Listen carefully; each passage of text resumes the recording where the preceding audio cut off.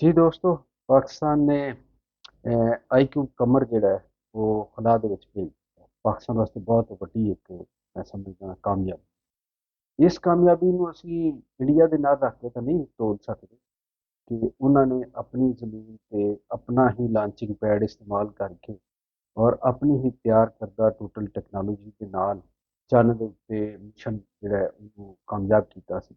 ਲੇਕਿਨ ਪਾਕਿਸਤਾਨ ਦੀ ਮਜਬੂਰੀ ਸੀ ਕੁਝ। ਪਾਕਿਸਤਾਨ ਦੀ ਇੱਕ ਤਾਂ ਮਜਬੂਰੀ ਇਹ ਸੀ ਕਿ ਜਿੰਨਾ ਪੈਸਾ ਇਹਦੇ ਤੇ ਲੱਗ ਸਕਦਾ, ਜਿੰਨੀ ਲਾਗਤ ਆ ਸਕਦੀ, ਉਹ ਪਾਕਿਸਤਾਨ ਕੋਲ ਨਹੀਂ ਸੀ ਖਰਚ ਕਰਨ ਦੀ। ਔਰ ਖਾਸ ਤੌਰ ਤੇ ਜਿਹੜਾ ਪਾਕਿਸਤਾਨ ਦਾ ਇਦਾਰਾ ਸਪਾਰਕੋ ਸਪੇਸ ਟੈਕਨੋਲੋਜੀ ਔਰ ਸਪੇਸ ਮਿਸ਼ਨ ਦੇ ਉੱਤੇ ਜਿਹੜਾ ਕੰਮ ਕਰਦਾ ਹੈ, ਉਸ ਇਦਾਰੇ ਕੋਲ ਬਿਲਕੁਲ ਫੰਡ ਨਹੀਂ ਸਨ। ਹਕੂਮਤ ਕੋਲ ਵੀ ਇੰਨੇ ਪੈਸੇ ਨਹੀਂ ਸੀ ਕਿ ਉਹਨਾਂ ਨੂੰ ਦੇ ਸਕੇ। ਤੇ ਇਸ ਦੇ ਵਿੱਚ ਸਾਨੂੰ ਮਦਦ ਇਸ ਤਰ੍ਹਾਂ ਮਿਲ ਗਈ ਕਿ ਚੀਨ ਨੇ ਇੱਕ ਪ੍ਰੋਗਰਾਮ, ਉਸ ਪ੍ਰੋਗਰਾਮ ਦੇ ਤਹਿਤ ਜਿਹੜੇ ਖਿੱਤੇ ਦੇ ਮੁਲਕ ਨੇ ਤੇ ਜਿਹੜੇ ਚੀਨ ਦੇ ਨਾਲ ਤਾਵਨ ਕਰਦੇ ਨੇ, ਇਹਨਾਂ ਦੀ ਇੱਕ ਤਨਜ਼ੀਮ ਤੇ ਉਹਨਾਂ ਸਾਰੇ ਮੁਲਕਾਂ ਨੂੰ ਚੀਨ ਨੇ ਇਹ ਆਫਰ ਕੀਤੀ ਕਿ ਅਗਰ ਉਹ ਆਪਣਾ ਕੋਈ ਮਿਸ਼ਨ ਚੰਨ ਦੇ ਉੱਤੇ ਜਾਂ ਚੰਨ ਦੇ ਮਦਾਰ ਦੇ ਵਿੱਚ ਭੇਜਣਾ ਚਾਹੁੰਦੇ ਨੇ ਤੇ ਚੀਨ ਉਹਨੂੰ ਮੁਫਤ ਉੱਥੇ ਤੱਕ ਲਿਜਾ ਸਕਦਾ। ਯਾਨੀ ਲਾਂਚਿੰਗ ਦਾ ਜਿਹੜਾ ਖਰਚਾ ਹੈ ਉਹ ਬਚ ਜਾਏਗਾ। ਸਿਰਫ ਉਹ ਜਿਹੜਾ ਸੈਟੇਲਾਈਟ ਬਣਾਉਣਾ ਹੈ, ਉਹ ਸੈਟੇਲਾਈਟ ਬਣਾਉਣ ਦੇ ਉੱਤੇ ਜਿਹੜੀ ਲਾਗਤ ਹੈ, ਜਿਹੜੀ ਟਾਈਮ ਲੱਗਣਾ ਵੀ, ਜਿਹੜੀ ਸਲਾਹੀਅਤ ਦਾ ਇਸਤੇਮਾਲ ਹੈ, ਉਹੀ ਹੋਣਾ ਸੀ। ਤੇ ਇਹ ਵਾਲਾ ਇਸ ਤਰ੍ਹਾਂ ਕੀਤਾ ਗਿਆ।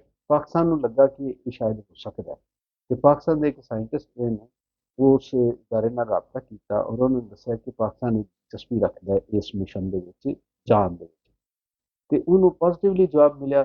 ਜੋ ਜਵਾਬ ਮਿਲਿਆ ਤੇ ਇਹ ਅਗਰਚੇ ਪ੍ਰੋਜੈਕਟ ਜਿਹੜਾ ਸੀ ਇਹਦੇ 'ਚ ਲਾਂਚਿੰਗ ਦੇ ਅਖਰਾਜਾਤ ਜ਼ਿਆਦਾ ਹੁੰਦੇ ਨੇ ਔਰ ਉਹ ਪਾਕਿਸਤਾਨ ਕੋਲ ਨਹੀਂ ਸੀ, ਫਿਰ ਵੀ ਇੰਨਾ ਖਰਚ ਹੋ ਰਿਹਾ ਸੀ ਕਿ ਜਿਹੜਾ ਆਮ ਤੌਰ ਤੇ ਪਾਕਿਸਤਾਨੀ ਹਕੂਮਤ ਨਹੀਂ ਖਰਚ ਕਰ, ਲੇਕਿਨ ਕੀਤਾ ਗਿਆ ਮਿਸ਼ਨ ਦੀ ਅਹਿਮੀਅਤ ਦੇ ਪੇਸ਼ ਨਜ਼ਰ।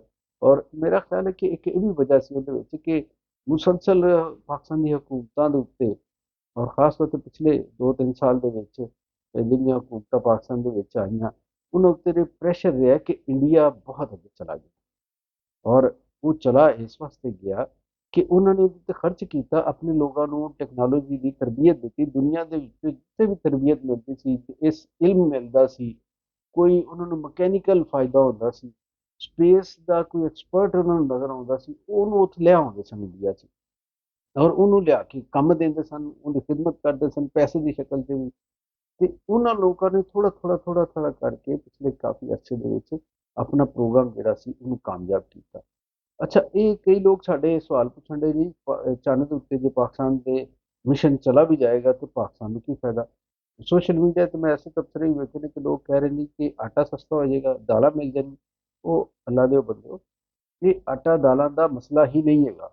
ਇਹ ਮਸਲਾ ਹੈਗਾ ਵੀ ਕਿ ਪਾਕਿਸਤਾਨ ਜਦੋਂ ਟੈਕਨੋਲੋਜੀ ਹਾਸਲ ਕਰੇਗਾ ਤਾਂ ਫਿਰ ਇਸ ਟੈਕਨੋਲੋਜੀ ਦੇ ਨਾਲ ਅੱਗੇ ਦੇ ਰਾਹ ਖੁੱਲਣਗੇ। ਅਗਲਾ ਜਿਹੜਾ ਵਕਤ ਆ ਰਿਹਾ ਨਾ, ਉਹ ਸਪੇਸ ਦਾ ਆ ਰਿਹਾ। ਉੱਥੇ ਜਿਹੜੇ ਸਾਨੂੰ ਸਪੇਸ ਦੇ ਵਿੱਚੋਂ ਟੈਕਨੋਲੋਜੀ ਸੈਟੇਲਾਈਟ ਜਿਹੜੇ ਨੇ ਉਹ ਕੰਟਰੋਲ ਕਰਨ ਦੀ ਜਿਹੜੀਆਂ ਚੀਜ਼ਾਂ ਹੋਣਗੀਆਂ, ਉਹਦਾ ਦੌਰ ਆ ਰਿਹਾ ਵਾ। ਜੰਗਾਂ ਵੀ ਉੱਥੋਂ ਕੰਟਰੋਲ ਹੋਣਗੀਆਂ। ਜਿਹੜਾ ਇੰਟਰਨੈਟ ਸਿਸਟਮ ਹੈ ਸਾਰਾ, ਉਹ ਤਾਂ ਆਲਰੇਡੀ ਉੱਥੋਂ ਕੰਟਰੋਲ ਹੋ ਰਿਹਾ। ਤੇ ਇਹਦਾ ਮਤਲਬ ਹੈ ਕਿ ਰੋਜ਼ਗਾਰ ਦੇ ਜਿਹੜੇ ਜ਼ਰਾਏ ਨੇ ਉਹ ਵੀ ਸੈਟੇਲਾਈਟ ਤੋਂ ਕੰਟਰੋਲ ਕੀਤੇ ਜਾਣਗੇ। ਤੇ ਇਹ ਜਿਹੜਾ ਮਿਸ਼ਨ ਉੱਥੇ ਜਾਏਗਾ, ਇਹਦੇ ਨਾਲ ਅਸੀਂ ਮੁਸਤਕਬਲ ਦੇ ਵਿੱਚ ਇਸ ਕਾਬਲ ਹੋ ਸਕਾਂਗੇ ਕਿ ਆਪਣੇ ਸੈਟੇਲਾਈਟ ਜਿਹੜੇ ਨੇ ਇਹ ਦੂਰ ਦਰਾਜ਼ ਦੇ ਜਿਹੜੇ ਖਲਾ ਦੇ ਵਿੱਚ ਇਲਾਕੇ ਹੈਗੇ ਨੇ, ਦੂਜੇ ਸਿਆਰੇ ਹੈਗੇ ਨੇ, ਉੱਥੇ ਵੀ ਭੇਜ ਸਕਾਂਗੇ। ਜਿਹੜੇ ਚੰਨ ਦੀ ਜਿੱਥੋਂ ਤੱਕ ਗੱਲ ਹੈ, ਤੇ ਚੰਨ ਦੇ ਵਿੱਚ ਇਹ ਜਿਹੜਾ ਸਾਡਾ ਆਈਕਿਊ ਕਮਰ ਜਾ ਰਿਹਾ ਵੇ, ਇਹ ਕਮਰ ਇਹਨੂੰ ਚੰਨ ਦੀ ਨਿਸਬਤ ਦੇ ਨਾਲ ਆਖਿਆ ਗਿਆ। ਤੇ ਉੱਥੇ ਜਿਹੜਾ ਜਾ ਰਿਹਾ ਇਹ ਕੰਮ ਕੀ ਕਰੇਗਾ?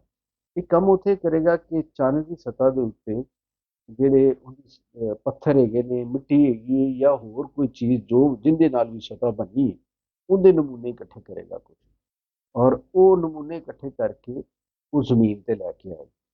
ਅੱਛਾ, ਪਾਕਿਸਤਾਨ ਕੋਲ ਇਹਦਾ ਮਤਲਬ ਹੈ ਕਿ ਆਪਣੇ ਚੰਨ ਦੇ ਨਮੂਨੇ ਆ ਜਾਣਗੇ। ਪਾਕਿਸਤਾਨੀ ਜਿਹੜੇ ਸਾਇੰਸਦਾਨ ਨੇ ਉਹ ਉਹਦੇ ਤੇ ਰਿਸਰਚ ਕਰਨਗੇ ਕਿ ਚੰਨ ਕਿਵੇਂ ਬਣਿਆ, ਚੰਨ ਕਿਹੜੇ ਮਾਦੇ ਦੇ ਨਾਲ ਬਣਿਆ ਹੈ, ਇੱਥੋਂ ਦੀ ਮਿੱਟੀ ਜਾਂ ਪੱਥਰ ਜਿਹੜੇ ਨੇ ਉਹਦੇ ਵਿੱਚ ਕਿਹੜੀ ਮਾਦਨੀਆਤ ਨੇ, ਔਰ ਚੰਨ ਦੇ ਜਿਹੜੇ ਹੈਗੇ ਨੇ ਇਹਦੀ ਤਾਰੀਖ ਕੀ ਹੈ, ਇਹਦੀ ਤਸ਼ਕੀਲ ਕਿਸ ਤਰ੍ਹਾਂ ਹੋਈ, ਔਰ ਕੀ ਇੱਥੇ ਪਾਣੀ ਦੇ ਇਮਕਾਨਾਤ ਨੇ ਜਾਂ ਬਾਕੀ ਕੋਈ ਐਸੀਆਂ ਚੀਜ਼ਾਂ ਜਿਹਦੇ ਨਾਲ ਇਨਸਾਨ ਜ਼ਿੰਦਾ ਰਹਿ ਸਕਦਾ ਹੈ, ਮੁਸਤਕਬਲ ਦੇ ਵਿੱਚ ਅਗਰ ਉੱਥੇ ਚੰਨ ਦੇ ਉੱਤੇ ਆਬਾਦੀ ਦਾ ਕੋਈ ਮਾਮਲਾ ਹੋਵੇ ਤੇ ਉਹ ਵੀ ਉਹਦੇ ਇਮਕਾਨਾਤ ਦਾ ਵੀ ਜਾਇਜ਼ਾ ਲਿਆ ਜਾ ਸਕੇ। ਤੇ ਇਹ ਮਿਸ਼ਨ ਹੈ 3 ਮਹੀਨੇ ਦਾ। ਇਹਨੇ 3 ਮਹੀਨੇ ਤੱਕ ਆਈਕਿਊ ਜਿਹੜਾ ਕਮਰ ਹੈ ਉਹਨੇ ਉੱਥੇ ਰਹਿਣਾ ਔਰ ਇਹ ਕੰਮ ਉਹਨੇ ਕਰਨਾ ਆਪਣਾ ਜਿਹੜਾ ਉਹਦੇ ਉੱਥੇ ਰੱਖਿਆ ਗਿਆ ਮਕੈਨੀਕਲ ਦੇ ਵਿੱਚ।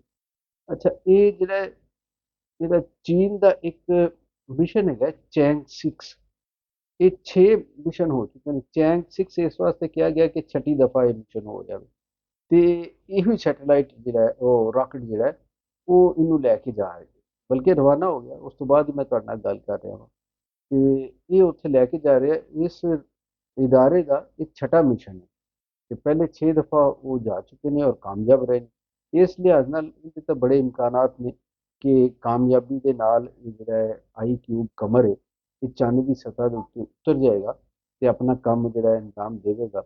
ਲੇਕਿਨ ਇਹਦੇ ਨਾਲ ਇੱਕ ਰਾਹ ਜ਼ਰੂਰ ਖੁੱਲ੍ਹਾ ਹੈ ਔਰ 1962 ਦੇ ਵਿੱਚ ਇੱਕ ਹੈਰਾਨਕੁਨ ਗੱਲ ਹੈ ਕਿ 1962 ਦੇ ਵਿੱਚ ਪਾਕਿਸਤਾਨ ਨੇ ਇਸ ਪੂਰੇ ਖਿੱਤੇ ਦੇ ਵਿੱਚ ਪਹਿਲਾ ਮੁਲਕ ਸੀ ਪਾਕਿਸਤਾਨ ਜਿਹਨੇ ਰਾਕਟ ਜਿਹੜਾ ਹੈ ਉਹ ਸੈਟੇਲਾਈਟ ਛੱਡਣ ਦਾ ਸਲਾਹੀਅਤ ਹਾਸਲ ਕੀਤੀ ਸੀ ਔਰ ਇਹ ਮੌਸਮੀ ਰਾਕਟ ਸੀ। ਮੌਸਮੀਆਤੀ ਜਿਹੜੀਆਂ ਖਬਰਾਂ ਹੁੰਦੀਆਂ ਨੇ ਸਾਨੂੰ ਤੇ ਬਦਲਾਂ ਦੇ ਬਣਨ ਦਾ ਅਮਲ ਜਿਹੜਾ ਹੁੰਦਾ ਹੈ ਖੁੰਕੀ ਦਾ ਹੁੰਦਾ ਵੇ, ਦਿਨ ਰਾਤ ਦੇ ਔਕਾਤ ਦਾ ਹੁੰਦਾ ਹੈ, ਇਹਦੇ ਬਾਰੇ ਵੀ ਦੱਸਦੇ ਤੇ 1962 ਦੇ ਵਿੱਚ ਇੰਡੀਆ ਨੂੰ ਕੁਝ ਵੀ ਨਹੀਂ ਸੀ ਉਹਦੇ ਕੋਲ ਤੇ ਪਾਕਿਸਤਾਨ ਨੇ ਅਮਰੀਕੀ ਮਦਦ ਦੇ ਨਾਲ ਇਹ ਰਾਕਟ ਛੱਡੇ ਤੇ ਉਸ ਤੋਂ ਬਾਅਦ ਚੁੱਪ ਕਰਕੇ ਬਹਿ ਗਏ। ਪਾਕਿਸਤਾਨ ਦੇ ਜਿਹੜੇ ਲੋਕ ਸਨ, ਹੋ ਸਕਦਾ ਹੈ ਇਲਮੀ ਸਤ੍ਹਾ ਦੇ ਉੱਤੇ ਜਾਂ ਸਾਇੰਸਦਾਨਾਂ ਦੀ ਸਤ੍ਹਾ ਦੇ ਉੱਤੇ ਅਹਿਸਾਸ ਹੋਵੇ, ਲੇਕਿਨ ਸਾਨੂੰ ਇਹ ਨਜ਼ਰ ਆਉਂਦਾ ਕਿ ਹਕੂਮਤੀ ਸਤ੍ਹਾ ਦੇ ਉੱਤੇ ਜਿਹੜੇ ਲੋਕ ਆਏ ਉਹ ਤਾਂ ਬਿਲਕੁਲ ਹੀ ਆ ਰਹੀ ਸਨ ਅਕਲੋਂ ਪੈਦਲ। ਉਹ ਮੁਸਤਕਬਲ ਦੇ ਵਿੱਚ ਜ਼ਿਆਦਾ ਦੂਰ ਤੱਕ ਝਾਤ ਹੀ ਨਹੀਂ ਪਾ ਸਕਦੇ।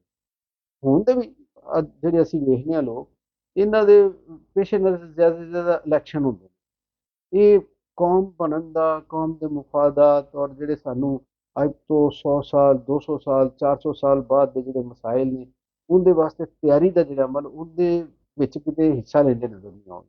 ਇਹ ਸਾਰਾ ਕੁਛ ਇਹਨਾਂ ਨੇ ਛੱਡ ਦਿੱਤਾ ਹੈ ਹਾਲਾਤ ਦੇ ਉੱਤੇ ਤੇ ਇਸ ਸੂਰਤ ਹਾਲ ਦੇ ਵਿੱਚ ਇਹ ਮਿਸ਼ਨ ਦਾ ਰਵਾਨਾ ਹੋਣਾ ਪਾਕਿਸਤਾਨ ਵਾਸਤੇ ਬਹੁਤ ਵੱਡੀ ਖਬਰ ਹੈ ਔਰ ਪਾਕਿਸਤਾਨ ਦੇ ਲੋਕਾਂ ਵਾਸਤੇ ਇਹ ਇੱਕ ਚੰਗੀ ਖਬਰ ਹੈ। ਠੀਕ ਹੈ, ਅਸੀਂ ਇੰਡੀਆ ਦੇ ਮੁਕਾਬਲੇ ਦਾ ਪ੍ਰੋਗਰਾਮ ਨਹੀਂ ਕੀਤਾ, ਲੇਕਿਨ ਜਿੰਨੀ ਸਾਡੀ ਹਿੰਮਤ ਸੀ ਜਿਹੜੇ ਹਾਲਾਤ ਨੇ ਉਹਦੇ ਵਿੱਚ ਇਹ ਵੀ ਇੱਕ ਵੱਡੀ ਖਬਰ ਹੈ ਤੇ ਉਮੀਦ ਕਰਨਾ ਵਾ ਕਿ ਇਸ ਖਬਰ ਨੂੰ ਲੈ ਕੇ ਅਸੀਂ ਅੱਗੇ ਜਾਵਾਂਗੇ ਔਰ ਫਿਰ ਸਾਡੇ ਜਿਹੜੇ ਨੌਜਵਾਨ ਨੇ ਮਜ਼ੀਦ ਟ੍ਰੇਨਡ ਹੋਣਗੇ ਔਰ ਇਸ ਟੈਕਨੋਲੋਜੀ ਦੇ ਵਿੱਚ ਆਲਾ ਸਲਾਹੀਤਾਂ ਦੇ ਉਹ ਪੈਦਾ ਕਰਨਗੇ।